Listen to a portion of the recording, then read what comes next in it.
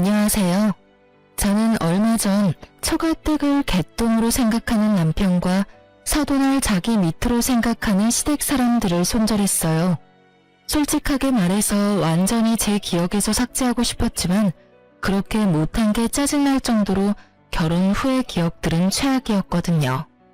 연인이 부부가 되었다가 최악보다 더 못한 사이가 된 이유는 바로 시댁과 큰 연관이 있었어요. 그리고 이 모든 건 상견례를 거치면서 이상해지기 시작했죠. 저와 남편은 지방에 사는 고향 친구였어요. 부모님까지 친하지는 않았던 그냥 얼굴만 알고 지냈던 같은 초등학교 친구였던 우리는 20대 후반의 다른 지역에서 만나 결혼까지 하게 된 경우였어요. 시댁이 친정보다 잘 사는 건 그간 남편과의 만남을 통해 알고 있었지만 상견례 날에는 그보다 더 큰 충격이 기다리고 있었어요. 그날 친정아버지와 시부가 아는 사이라는 걸 알게 됐어요. 시부는 상견례 당시에 꽤나 잘나가는 음식점을 운영 중인 사장님이셨고 친정아버지는 중소기업에서 일하는 직장인이었죠. 그런 두 사람 사이에 접점이 있을 거라고는 생각도 못했는데 알고 보니 두 분 젊은 시절에 같은 직장에서 일했다고 하더군요. 그것도 상사와 부하 관계였죠. 두 사람의 표정으로 보아 그다지 좋은 사이는 아니었던 것 같았어요. 하지만 그 상황에서 물어볼 수도 없었고 상견례가 끝나고 나서 아버지도 시부도 별 말이 없었으니 저도 남편도 별 생각 없이 지나쳤죠. 저는 좋은 날을 앞두고 분란을 일으키고 싶지 않은 심정이었고 남편은 귀찮은 걸 싫어하는 편이었으니 그냥 지나친 거죠. 그래서는 안 됐는데 친정아버지도 제가 결혼을 앞두고 불행해지는 걸 원하지 않았으니 아무 말 하지 않았던 거였어요. 이때 아버지는 알고 계셨던 거예요. 시댁 어른이 어떤 사람인지를요. 결국 나중에 결혼을 하고 나서야 알게 됐어요. 저희 아버지가 사돈댁 두 사람을 보고 그리 좋아하지 않았던 이유. 바로 시부도 시모도 사람을 아낄 줄 모른다는 점을 친정아버지는 알고 계셨던 거예요. 결혼 후 시부모는 저희 친정을 언제나 아래로 보며 하등하게 취급했거든요. 알만 사돈이지 예전에 자기 부하 취급하던 행동을 제 앞에서도 아버지에게도 그대로 하더군요. 그 모습에 정말 너무 어이가 없었어요. 상견례 때 아버지 모습을 보고도 별 생각 없이 결혼을 했던 저는 저와 친정이 시댁에서 어떤 취급을 받는지 아버지에게 말하고 싶지 않았어요. 제 자존심의 문제가 아니라 부모님이 상처받는 게 싫었고 결혼한 자식이 불행하다고 하면 부모님이 느낄 안타까움과 슬픔이 짐작도 안 갔으니까요. 결국 제 잘못인 거죠. 참고 살아보겠다고 결정한 그 다짐이 제 발목을 잡을 줄 몰랐으니까요. 말은 참을 수 있었어요. 제가 듣고 그냥 넘기면 되잖아요. 뭐라고 짓거리건 그냥 앞에서 흘려넘기면 될 일이고 제 기억에 남아있는 것들은 그냥 제 기억에만 남겨놓으면 된다고 생각했는데 제가 아무렇지 않게 받아들여 넘길수록 시부모는 더욱 수위를 높여 저와 제 친정에 대해 비난을 하고 아랫사람 취급을 하더군요. 그 사람들이 그런 말을 하는 건 순전히 저를 괴롭히기 위함이라는 생각이 들었어요. 제 아버지가 자기 부하 직원이었다는 걸 알고 나서는 며느리가 아닌 부하 직원의 딸처럼 보였나 봐요. 게다가 시부는 며느리가 뭐 하나 잘난 구석이 없다며 매번 저를 폄하하고 욕하기 바빴어요. 이상하죠? 결혼 전에 만나서 식사 사드리고 선물 사드릴 때는 좋아서 입이 찢어질 정도로 웃더니 말이죠. 고작 아버지가 시부의 직장 부하였다는 이유만으로 저에 대한 취급이 하루아침에 바뀌어버린 거죠. 그렇게 참고 지내던 제가 폭발한 적이 있었어요. 결혼 직후 처음 맞이한 명절이었죠. 저와 남편은 양쪽 집에 드릴 선물을 미리 준비했고 용돈 봉투도 이미 준비를 다 한 상태였어요. 그렇게 시댁에 갔고 평범하게 하루가 잘 지나갔어요. 이후 친정에 들르기 위해 시댁에서 나오는데 시모가 제게 선물 세트를 하나 건네더군요. 아버지한테 갖다 드려. 그래도 명절인데 사돈지간에 선물 하나는 보내야지. 빈손으로 애 보낸 거 보면 예의를 아는 건지 모르는 건지 이렇게 생각이 짧아서야. 선물을 건네며 함께 받은 말은 돕겠지만요. 이 정도면 대놓고 저희 부모님이 시댁에 선물을 하지 않은 걸 욕한 거나 마찬가지였죠. 선물을 준비했을 거라고는 생각을 못했기에 저도 그 말에 답을 못했어요. 그래도 시댁이 저와 친정을 생각해줬다는 생각에 마음이 좀 편해진 상태로 친정에 향했죠. 그리고 친정 부모님께 시댁에서 보낸 선물 세트를 건네고 시간을 보냈어요. 아버지는 좀 떨떠름해 보였지만 선물이 들어왔으니 남편에게 고맙다는 말을 전했어요. 그렇게 이야기하고 놀며 저녁 시간이 되어서 어머니는 들어온 선물 세트로 맛있는 음식을 해보자며 선물 세트를 열었어요. 저희가 받아온 건 말린 버섯 세트였어요. 그런데 쇼핑백에서 꺼낸 순간 모든 사람들이 깜짝 놀랐어요. 버섯 가득 곰팡이가 퍼져 있었거든요. 받아서 가지고 온 지 24시간도 지나지 않았는데 이런 곰팡이가 생길 리는 없었고 처음부터 곰팡이 생긴 걸 줬다는 게 더 맞는 말이었죠. 저는 경악, 아버지는 침착, 어머니는 정색. 그 와중에 남편은 자리를 슥 피하더군요. 저는 너무 화가 나고 어이가 없어서 밖으로 나간 남편에게 쫓아갔어요. 남편이 차로 가는 걸 확인하고 남편을 불러 세웠어요. 잠깐 서봐. 당신 이거 알고 있었어? 저렇게 곰팡이 피인 유통기한까지 벌써 지난 버섯인 거 알고 있었냐고. 나도 몰랐어. 쇼핑백에 들어가 있는데 내가 어떻게 알겠어? 남편도 당황스러운 표정인 건 마찬가지더군요. 어머님이 왜 이런 걸 우리 집에 준 거야? 내가 아무리 싫으셨다 하더라도 이건 아니지. 어떻게 사돈댁에 저런 물건을 보내? 아예 보내지 않았으면 이런 일도 없었을 거 아니야. 나도 모른다니까 왜 나한테 자꾸 화내? 그럼 내가 화 안 나게 생겼어? 그러는 당신은 왜 이렇게 조용한데? 장인 장모가 당신 부모님 때문에 화가 나는데 왜 이렇게 침착하냐고. 그럼 내가 어떻게 해야 하는 건데? 나한테 이러지 말고 당신이 직접 우리 엄마한테 말하던가. 어떻게 해야 하냐고? 그걸 몰라서 물어? 변명을 하던 핑계를 대던 뭐라도 말해야 할 거 아니야. 그러니까 나는 모르는 일이니까 당신이 우리 엄마한테 말하라고. 지금 내가 어머님한테 전화하면 좋은 소리가 나올 것 같아? 그러던지 말던지 난 모르는 일이니까 당신이랑 엄마가 알아서 해. 오늘은 여기서 못 잘 것 같으니까 나 먼저 갈게. 당신은 연휴 마지막까지 있다가 와. 결국 남편 놈은 빛보다 빠르게 사라지더군요. 그 모습에 열이 더 받은 저는 참을 수 없는 마음에 시모에게 전화를 걸었어요. 어머님, 보내주신 선물 세트 잘 받았어요.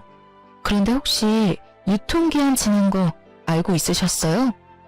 말린 버섯의 유통기한이 어딨니? 너 설마 나한테 지금 따지는 거야? 이래서 챙겨주면 안 되는 거야. 세상에 명절 선물 하나 안 보내는 작자들한테 선물 보내줬더니 말이야. 자기들이 보관 잘못해놓고 남 탓이나 하고 말이지. 그런데 가져온 지 하루도 안 지났어요. 곰팡이가 필 수 있는 상황도 아니었고요. 습한 곳에 보관하지도 않았는데 이미 곰팡이가 생겼어요. 어머님 탓이 아니라고 하셨지만 저희 잘못도 아니죠. 그래서 어쩌라는 거니? 곰팡이 폈다고 먹지를 못하는 것도 아니고 그냥 곰팡이 없는 거 골라 먹으면 될 거 아니야. 그렇게 먹어도 죽는 사람 아무도 없어. 맛에 문제 있을 것도 아닌데 왜 이렇게 호들갑이야? 그리고 넌 어떻게 시어머니한테 꼬박꼬박 말대꾸하면서 이렇게 때를 쓰고 난리야. 네가 지금 나한테 그런 소리 할 상황은 아니지 않아? 시모의 말을 들으니 정말 답답해서 미칠 것 같았어요. 뭐가 그렇게 당당한지 자기가 뭘 잘못했냐고 하는 게 더 열받았어요. 솔직히 확인도 안 하고 줬으면 확인을 못해서 미안하다고 이야기하는 게 정상 아닌가요? 끝까지 저희 탓 못해서 안달난 사람처럼 결국에는 시모에게 대드는 못된 며느리로 만들어버리는 모습에 가만히 있어선 안 되겠더라고요. 뭘 잘못했는지 직접 이해하게 만드는 수밖에요. 정말 그렇게 생각하신다는 거죠? 뭘 그렇게 생각해? 지금 하신 이야기들요. 그대로 제가 받아들여도 된다는 거죠? 너 알아서 해. 웃겨서 정말. 선물해주고도 욕 얻어먹을 줄 알았으면 나도 선물 안 했어. 괜히 챙겨줬다가 욕만 얻어먹고 이 나이에 며느리한테 이런 소리까지 들어야 되고. 시모가 혼자 중얼중얼거리며 신세 한탄하는 거 듣고 싶지 않아서 중간에 전화 뚝 끊어버렸어요. 시모가 다시 전화하지는 않았지만 남편에게 엄청 뭐라고 한 것 같더라고요. 시모 이야기하는데 전화 끊는 며느리가 어딨냐면서요. 그 이야기를 들으면서도 저는 한귀로 흘렸어요. 그것보다 더 중요한 일이 있었거든요. 다행히 시부 생신이 곧 다가오고 있었거든요. 저는 그날을 복수의 날로 정했거든요. 저와 제 친정이 받은 이 수모를 되갚아줘야 하는 게 당연한 일이잖아요. 아버지가 젊은 시절 자기 부하였고 얼마나 괴롭혔는지는 모르겠지만 그것과는 별개로 사돈댁으로 만났는데 이런 짓을 벌인 건 상식에 어긋나는 행동이죠. 그리고 무엇보다 제가 용서할 수 없었어요. 그렇게 착한 사람도 아니고 저도 한 성깔하는데 굳이 시모를 놔둘 생각은 절대 아니었어요. 시부 생신을 위해서 저는 열흘 전부터 준비했어요. 미역국과 잡채, 갈비찜 등을 준비하기 위해 재료를 열흘 전부터 사놓았거든요. 그리고 시부모를 집으로 초대했죠. 시모가 시어른 생일은 직접 만든 생일상으로 차리라고 했기에 그렇게 하라고 부른 거였죠. 집으로 들어오는 시부모들의 표정에는 여전히 깔보는 표정이 가득했어요. 그리고 저는 그 표정을 보며 속으로 비웃었어요. 점심 식사를 위해 모인 시모는 우리 집에 들어오면서부터 역시나 마음에 안 든다며 짜증나는 소리를 해대더군요. 집은 치우고 사니? 어떻게 이렇게 정리도 안 하고 살아? 우리 아들 불쌍해서 이런 집도 집이라고 같이 살고 있는 꼴 보니 에휴. 그러게요. 남편 버는 것만으로는 감당이 안 돼서 맞벌이 중인데 집안일이 모두 제 몫이라 감당이 안 돼서 그런가 봐요. 어머님이 이해하세요. 이 사람이 돈 못 버는 게 이 사람 탓은 아니잖아요. 시모의 표정이 순식간에 시뻘겋게 변하더군요. 그러게 말을 조심해야지. 집이 더러운 게 오로지 며느리 탓인 양 이야기하고 싶었겠지만 그게 제 탓만은 아니잖아요. 게다가 제가 시모의 말을 이용해 남편을 돌려가자 남편도 기분이 나쁜 표정이었어요. 그런데 집안일에 손도 안 댄 건 사실이니까 자기가 뭐라 할 말이 없으니 참고 있는 것처럼 보였어요. 식사나 하자. 시모는 목표를 바꾼 모양이었어요. 그쪽으로 저를 자극해서 얻을 것 없다는 걸 알았으니 음식으로 저를 혼낼 생각이었던 것 같더라고요. 물론 예상하긴 했죠. 그리고 입에 하나씩 반찬이 들어가자 여기저기서 소리가 튀어나오더군요. 뭐야? 무슨 갈비찜에서 누린내가 이렇게 나? 여보, 당신 맛 안 봤어? 미역국 맛이 이상한데 상한 거 아니야? 생신잔치의 주인인 시부는 아예 먹던 걸 입 밖으로 뱉어내고 있었어요. 저는 천연덕스럽게 말했죠. 상했다고? 좀 오래되긴 했는데 상한 부분은 다 잘라내고 만들었어. 고기를 좀 오래전에 사놓고 넣어뒀던 거라 고기 들어간 음식은 다 맛이 이상했나 보다. 그래도 이거 먹는다고 죽는 건 아니잖아. 그게 할 말이야? 아니 어떤 며느리가 시부모 생신상을 오래된 고기로 만들어. 당신 장인어른 장모님한테 밥 대접할 때도 오래된 고기 쓸 거야? 그럴 리가 있겠어? 우리 부모님은 오래된 거 못 먹으셔. 유통기한 임박한 것도 불안해서 못 드시는 분들인데 내가 왜 그런 걸 대접해? 그걸 말이라고 해? 지금 당신이 처갓집이랑 우리 집 차별하고 있잖아. 차별이야? 이게? 어째서? 나는 어머님이 나한테 저번 명절에 하신 말씀대로 하고 있어. 그렇죠, 어머님. 갑자기 화살이 자기에게로 몰리자 시모가 당황한 표정으로 저를 바라보며 말하더군요. 난 그런 적 없어. 내가 언제 오래된 고기로 반찬하라고 했니? 이상하네요. 어머님 저번에 저희 친정에 유통기한 지난 거 주시면서 그렇게 말씀하시지 않았어요? 곰팡이 없는 부분만 먹으면 된다고요. 그렇게 먹어도 죽는 사람 아무도 없다고 하셨잖아요. 그래서 저는 어머님이 유통기한 지난 재료로 음식 만드는 거 좋아하시는 줄 알았지 뭐예요. 그래서 저도 최대한 취향 맞춰드리려고 열흘 전부터 고기 사서 숙성시켜뒀는데 어디가 잘못된 거죠? 제 말에 세 사람이 모두 말도 없이 저만 쳐다보더군요. 저는 당당했어요. 시작은 지들이 먼저 했지 제가 한 건 아니니까요. 뭐 설마 그날 그 일 마음에 두고 이런 일 벌인 거니? 시아버지 생신에? 이런 일을 벌이다뇨. 어머님은 그때 우리 집에 곰팡이 핀 물건 주면서 일부러 당당하게 구신 건 아닐 거잖아요. 곰팡이 핀 물건이라도 소중한 거라고 생각하라고 말씀하신 게 어머님이시니까 저도 그 말 그대로 존중해 드린 거죠. 설마 이게 실례라고 말하지는 않으시겠죠? 그렇다면 그때 우리 집에 그런 물건 주신 건 어머님이 신뢰하신 일일 테니까요. 제 말에 시모는 아무 말도 못하고 버벅거리고 있더군요. 남편도 놀란 얼굴로 저를 쳐다보고요. 다들 그런 생각이 들었을 거예요. 눈앞에 있는 이 여자가 얼마나 집요하게 그때 일을 생각하고 이런 짓을 벌였을까 하고요. 실례라면 제가 사과드릴 수도 있어요.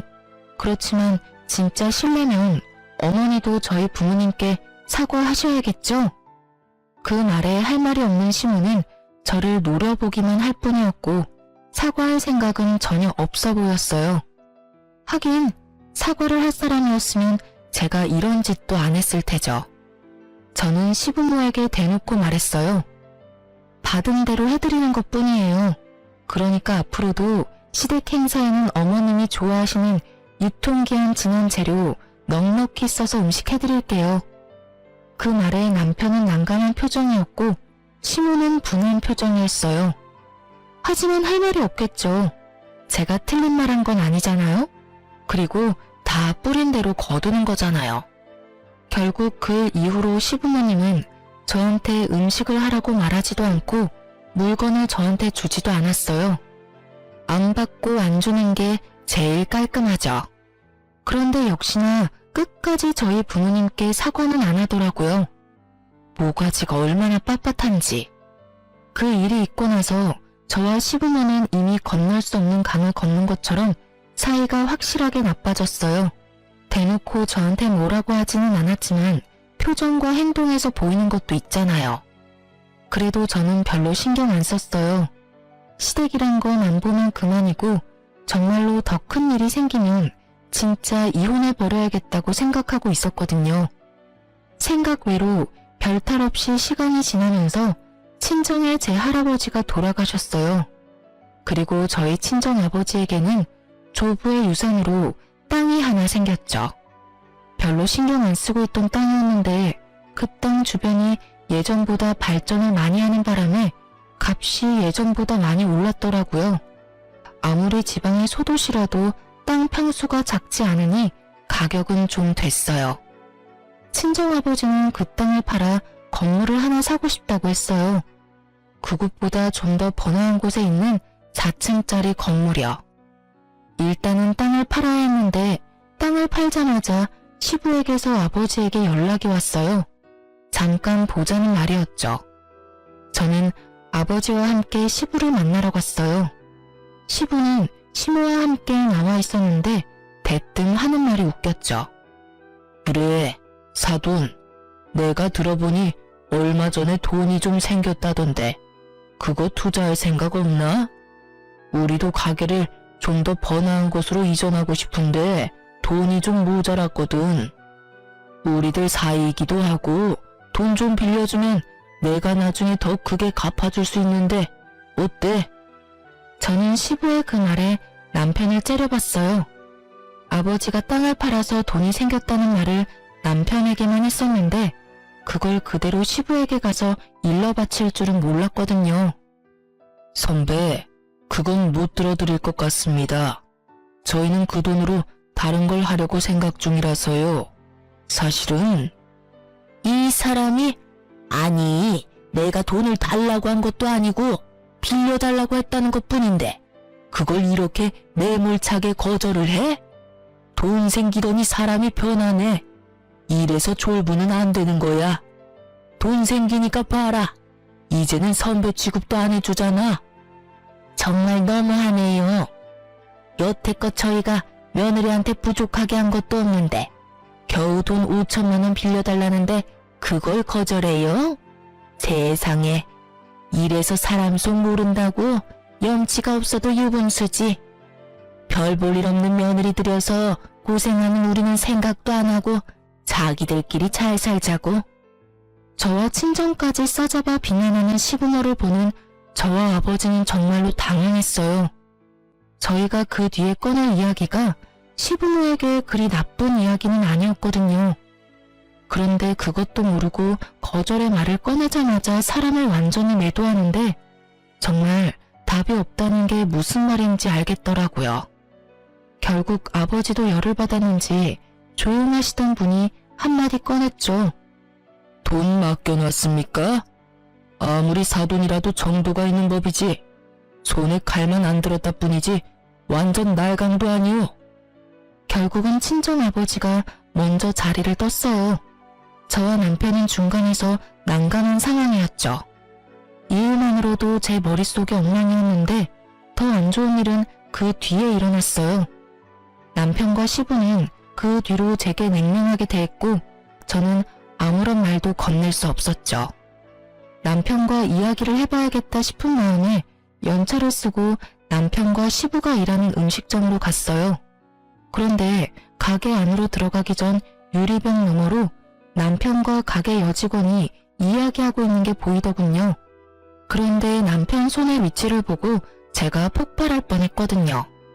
여직원 허리에 손을 얹고 있었고 여직원은 뭐가 좋은지 하하호호 하며 몸을 찰싹 붙이고 있었어요.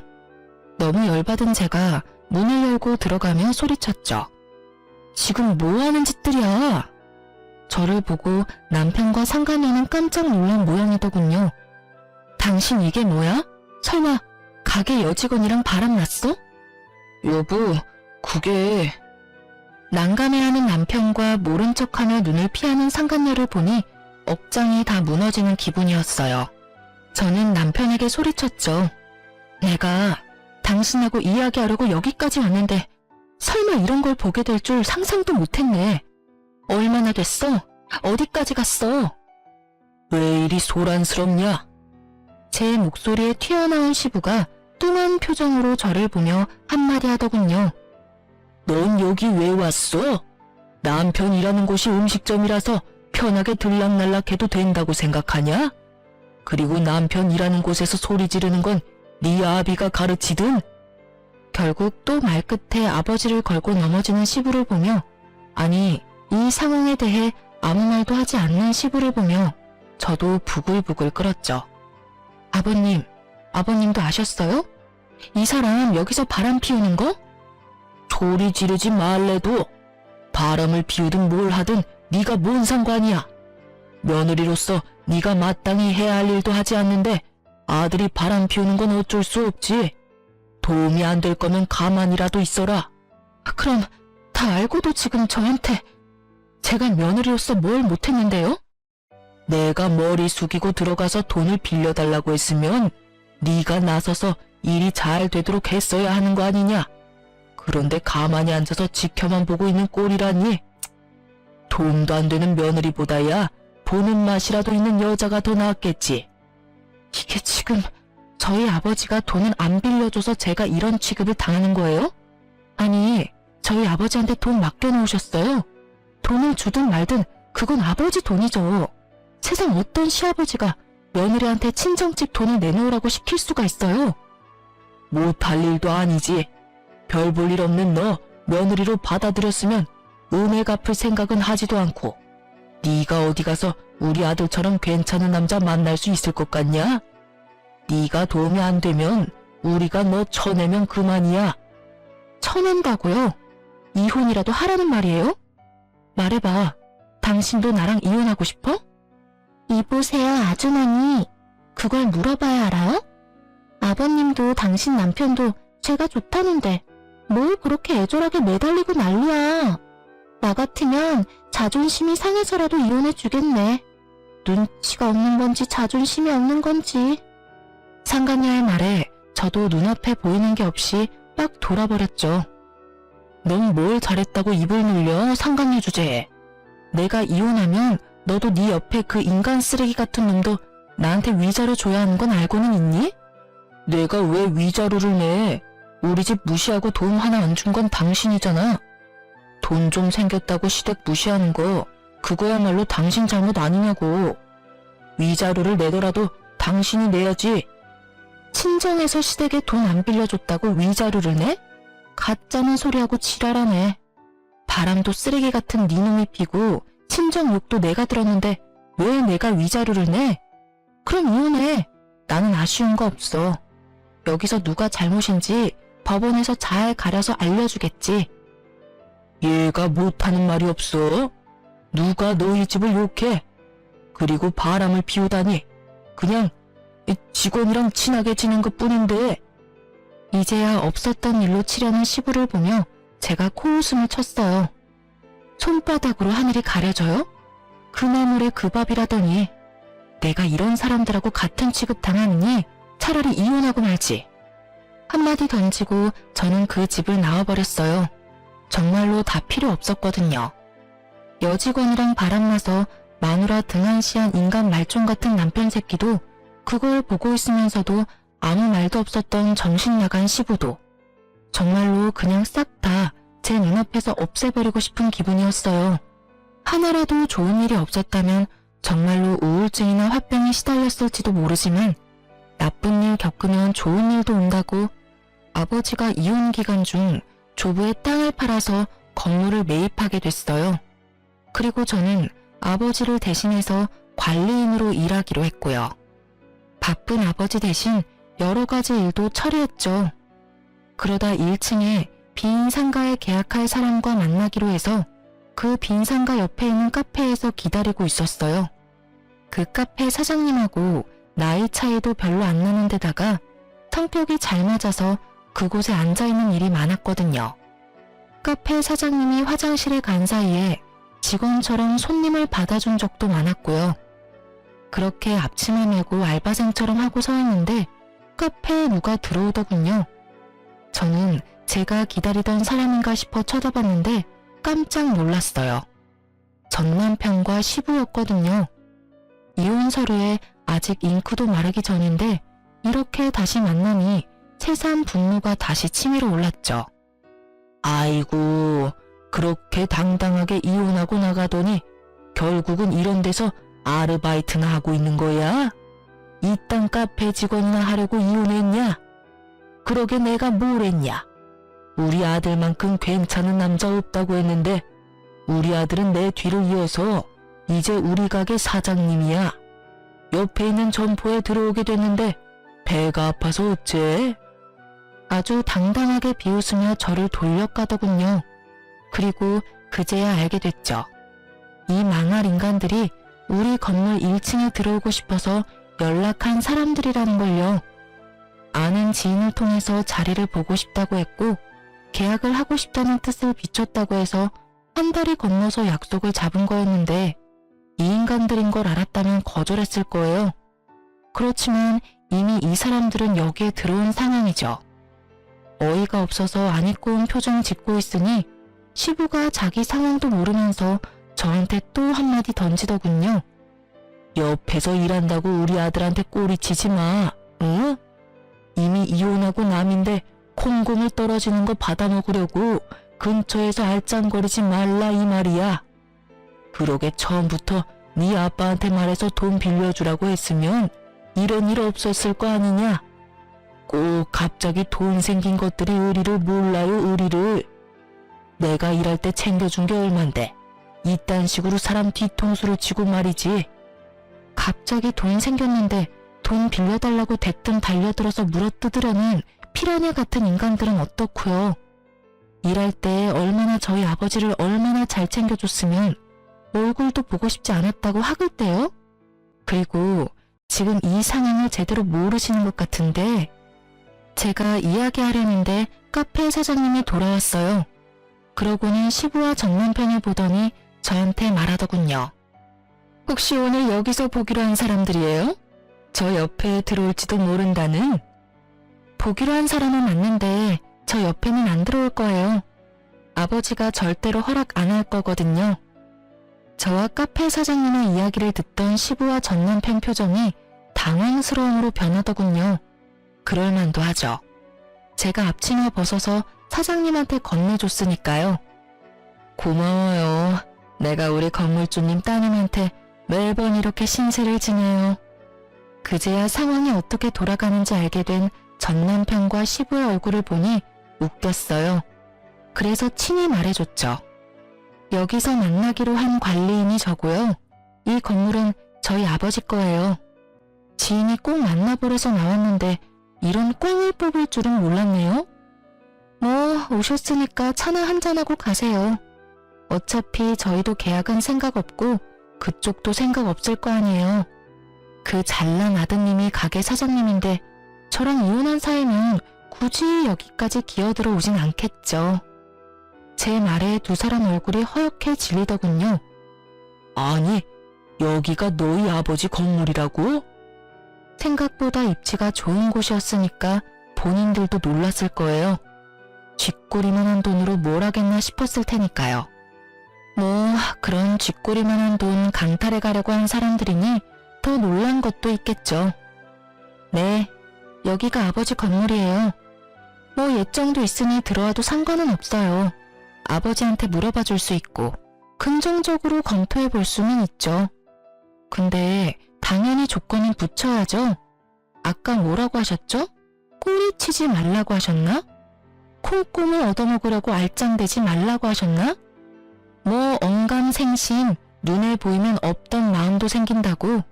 제가 건물주 딸이고 여기 관리인이라고 예정 운운하면서 들러붙지만 마세요. 솔직히 지금 상황에 누가 누구에게 꼬리를 쳐요? 이미 감정도 없고 볼 것도 없는 인간 쓰레기. 다른 여자가 주워서 쓰는 거 굳이 내야 할 바 아니고요. 뭐 계약하고 싶으면 이런 것만 조심해 주시면 되거든요. 물론 이것도 아버지가 허락해야 하는 거지만 어떻게 하실래요? 제가 시부가 한 말을 그대로 되돌려주자 시부와 전남편 얼굴이 벌겋게 달아오르더군요. 하긴 놓친 물고기가 얼마나 아깝겠어요? 저는 아버지의 하나뿐인 외동딸이고 아버지 돌아가시면 이 건물도 제 것인데 욕심에 눈먼 사람들이 얼마나 안타깝게 생각하겠어요. 아가, 사돈 한 번만 만나면 안 될까? 직접 만나서 이야기를 좀 하고 싶어서 그러는데. 누가 아가예요? 이혼한 지가 언젠데. 그리고 저희 아버지는 어르신 사돈도 아니고요. 정말 어이없어서 웃음밖에 안 나는데 저희 아버지 욕하면서 함부로 대할 때는 언제고 이제 와서 매달리려고 하세요? 염치라는 게 있기는 해요? 양심이라는 게 있으면 이런 식으로는 못하죠. 돈 안 빌려준다고 그 난리를 치면서 욕을 하던 사람들이 이제 와서 아버지 만나게 해달라? 그때는 우리가 잘못한 것 같아. 다짜고짜 그런 이야기하면 그래, 기분 나쁠 수 있지. 우리도 급해서 그런 거였으니까 다시 한번 만나서 차근하게 이야기하고. 죄송한데 아버지가 바쁘셔서요. 저도 바쁘고요. 계약 안 될 것 같은데 굳이 여기서 열내지 마시고 그냥 돌아가시는 게 어떨까요? 솔직하게 말해서 가게 들어오는 사람들 거르는 것도 일이거든요. 그런 면에서 이번에는 쉽게 걸렀으니 다행이라고 생각해요. 그럼 저는 바빠서 이만 가볼게요. 안녕히들 가세요. 저는 두 사람을 놔두고 카페 밖으로 나가버렸어요. 그리고 그날 저녁에 전 남편에게 전화가 왔어요. 사실 이혼 후에 연락처 삭제시켜놨는데 남편 놈도 연락처를 바꿨는지 결국 전화를 받게 됐어요. 나야, 당신이 오해할까봐 말하는데 나는 그 여자랑 결혼한 거 아니야. 솔직히 그때도 별 사이 아니었는데 당신이랑 아버지가 너무 크게 싸워서 이런 이야기도 못하고 헤어졌잖아. 오해? 그게 오해라고? 당신 그때 변명에 말 한마디도 안 하고 다 아버님한테 맡겼었지? 별 사이가 아니라는 것 치고는 그 여직원 행동도 너무 당당했는데 아니라고? 그래, 그런 걸로 알게. 아무 사이도 아니라고. 그런데 그 이야기를 왜 나한테 해? 어? 그야 당신이 오해하고 있을까봐. 나는 아직 당신한테 마음이 있어. 우리가 이혼한 게 당신과 나 사이에 문제가 있어서가 아니라 부모님과 당신 사이에 문제가 있어서 헤어진 거잖아. 나는 여전히 당신 생각에 매일 힘들고 그래. 그래? 그런 것 치고는 연락이 참 이상한 때에 왔네? 그전까지 시간이 그렇게 많고 많았는데 왜 굳이 오늘 전화를 한 거야? 그래, 당신도 욕심이 나긴 했겠지. 건물주 외동딸이면 욕심 안 날 수가 없지. 그러니까 이거잖아. 내가 아무것도 아닌 년이었을 때는 상간녀가 더 좋았고 내가 가진 게 좀 있어 보이니까 이번에는 내가 좋고 한마디로 그거잖아. 그런데 너는 나한테 아무런 메리트가 없어. 장점이 하나도 없다고. 솔직하게 말해서 직장 직원이랑 바람 피우는 남자를 대체 어떻게 다시 믿고 만나겠어? 상식이 아니지. 그리고 당신이 나한테 이러는 거 그 상간녀는 알기나 해? 당신이 그렇게 나에 대한 마음이 굳건하면 내가 상간녀한테 알려줄까? 정말로 그런 거 아니야. 나는 당신하고 이렇게 어이없이 헤어지고 정말 힘들었다고. 어떻게 해야 내 진심을 알아줄 거야? 진심이고 나발이고 너한테 그런 진심이란 게 있을 리가 없지, 정신 나간 새끼야. 아, 그리고 하나 알려줄까? 너 바람 피우다 딱 걸린 날 내가 왜 당신한테 말도 없이 가게 찾아갔는지 알아? 내가 말해주고 싶은 게 있었거든. 너희 아버지가 우리 아빠한테 돈 빌려달라고 했었잖아. 그때 아버지가 거절하고 나서 그 뒤에 무슨 말 하려고 했는지 나도 알고 있었거든. 아버지가 그때 뭐라고 하려고 했냐면 그 돈으로 건물을 살 건데 1층에 저렴하게 입점하시는 게 어떻겠냐고 물으려고 했었어. 그런데 너희 아버지 뭐랬어? 거절한다는 말 듣자마자 우리 아버지랑 나한테 온갖 비난의 말 다 쏟아내지 않았어? 그거 이야기하러 당신 가게 들린 거야. 그런데 잘 된 거지. 내가 당신 바람낸 것도 모르고 입점시켜줬으면 당신 좋은 일만 시킬 뻔했잖아. 그치?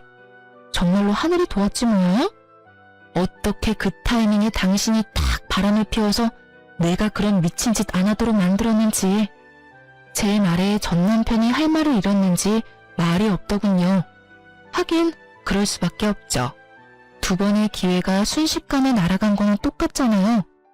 우리 아버지가 너희 아버지 같은 줄 알아?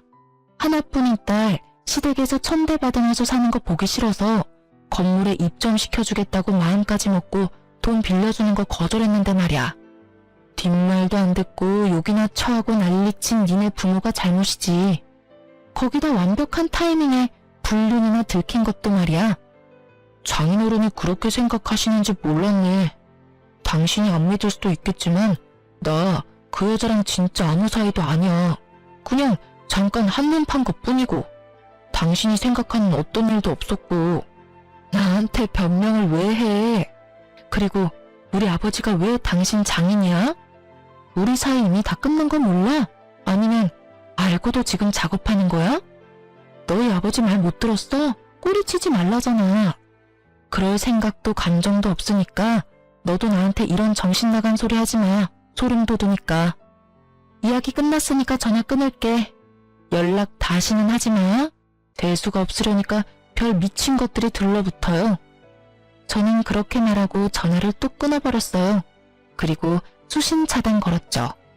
그걸로 끝난 줄 알았는데 그 다음날 전 시부가 저희 건물에 찾아왔더군요. 아버지와 전화통화가 안 됐던 건지 저를 찾으며 난리를 피우길래 만나줬더니 대뜸 그러더군요. 아가, 우리가 오해했어. 그런 일이 있을 거라고는 꿈에도 생각 못했다. 설마 우리한테 입점시켜줄 거라는 말이었다니. 그런 오해가 있었으니 너희의 이혼은 없던 일로 하자꾸나.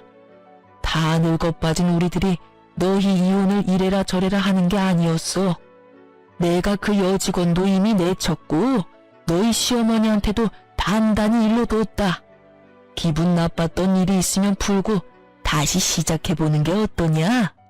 아들도 여전히 너한테 마음이 있다고 하고. 저는 그 말을 들으면서 진짜 이 사람들이 욕망에 충실하다는 걸 깨달았어요.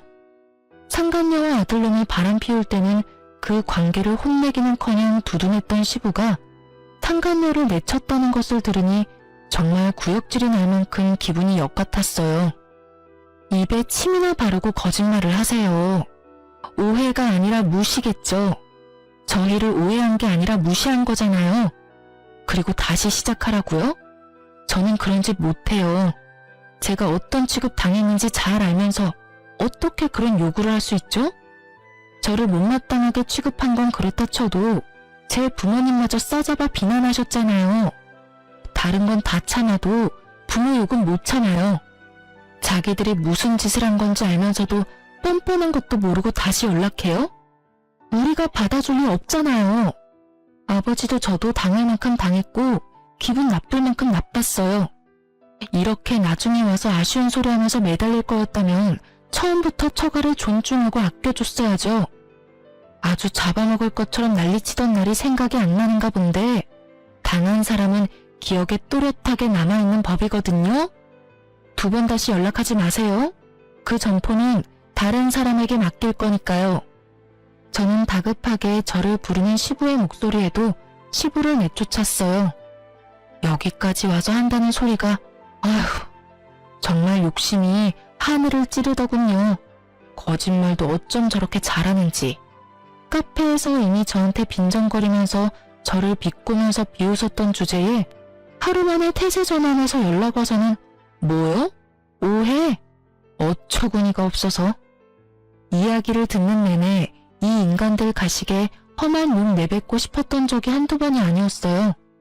말 같지도 않은 소리를 턱턱 내뱉는 걸 보니 역시 사람 변하지 않는구나 싶었고요. 이날 있었던 일을 친정아버지에게 이야기했더니 엄청나게 화를 내시더라고요.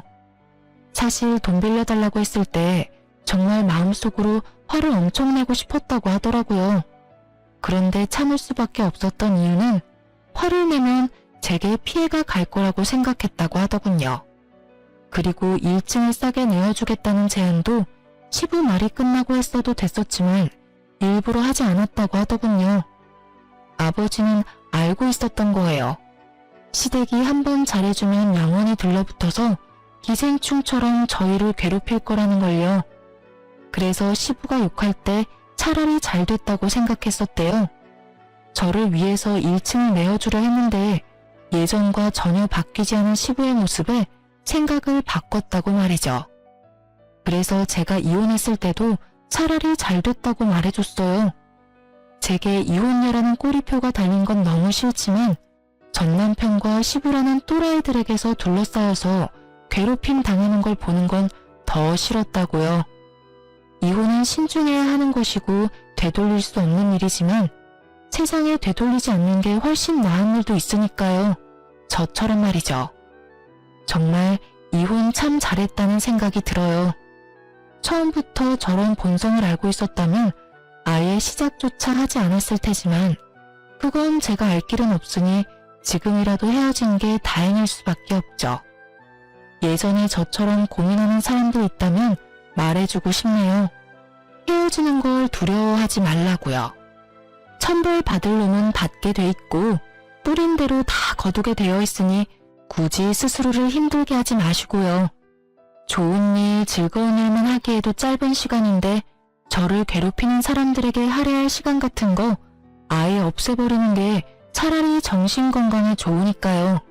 저도 그런 마음으로 열심히 제 인생을 풍부하게 만들려고 노력하며 살고 있어요. 그리고 그 노력이 결실을 맺어 이렇게 사연글도 쓰고 있는 거겠죠. 지금까지 들어주신 분들 모두 감사합니다. 행복하세요.